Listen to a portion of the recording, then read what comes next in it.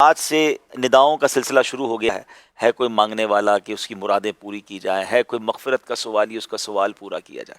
ہم جیسے گناہ گاروں کی تو بن آئی ہے نا، نفل کا ثواب فرض کے برابر، فرض کا ثواب 70 گنا، ہر سجدے پر 1500 نیکیاں، ہر سجدے پر سرخ یاقوت کا گھر جنت میں دیا جائے گا،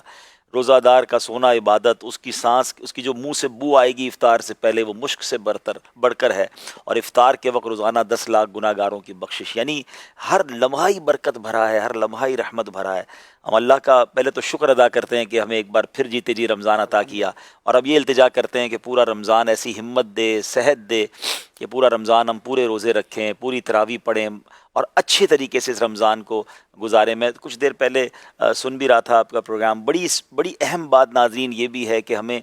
اس مہینے میں نیکیاں تو کرنی ہی کرنی ہیں، مگر اس مہینے میں گناہ سے لازمی بچنا ہے۔ یہ بات بہت ضروری ہے سمجھنا کہ جب کسی چیز کی قدر و منزلت زیادہ ہوتی ہے نا، تو پھر اس کی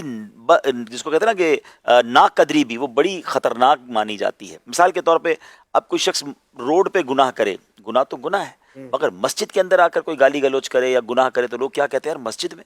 کوئی پاکستان میں یا اپنے وطن میں گناہ کرے غلط ہے، لیکن اگر کوئی مکہ پاک میں جا کے گناہ کرے، حدود حرم میں کرے، تو وہاں ایک گناہ 1 لاکھ کے برابر ہو جاتا ہے، ایک نیکی بھی 1 لاکھ کے برابر۔ بالکل اسی طرح رمضان میں تو ہماری بخشش کا سامان کر دیا گیا نا، شیطان کو بند کر دیا گیا، اجر بڑھا دیے گئے۔ اب رمضان میں بھی گناہ کرے کوئی، یعنی بظاہر تو گناہ کی کوئی جگہ بنتی نہیں ہے، اینیمی آف ہمارا جو دشمن ہے بہکانے والا، اسے بند کر دیا گیا، ہر بندہ عبادت کر رہا ہے، اور ایسے ماحول میں بھی تم گناہ کر رہے ہو۔ اب پھر پنشمنٹ بھی بہت زیادہ ہے، روایتوں میں آتا ہے جو ماہ رمضان میں ایک گناہ کرے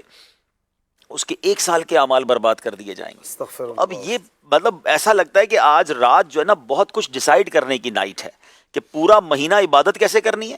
اور پورا مہینہ اپنے آپ کو گناہ سے بچانا کیسے ہے۔ میں تو پرسنلی یہ سمجھتا ہوں اشفاق بھائی، ہمارے لیے زیادہ مشکل یہ ہے، نیکیاں کرنا تو جب سب کر رہے ہوتے ہیں نا، کچھ نہ کچھ ہو جاتی ہیں، گناہ سے بچنا جو ہے نا یہ زیادہ ڈیفیکلٹ ہے اس مہینے میں، کیونکہ جن کی عادتیں بنی ہوئی ہیں،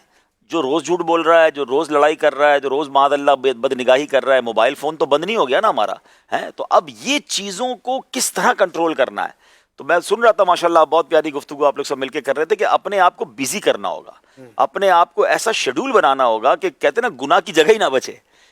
بری دوستوں سے بچنا ہوگا، بری صحبتوں سے بچنا ہوگا۔ تو بس اللہ سے یہی دعا ہے کہ یہ رمضان پورا گناہوں سے پاک گزرے اور ایسا گزرے کہ گناہوں کی عادتیں ہی ختم ہو۔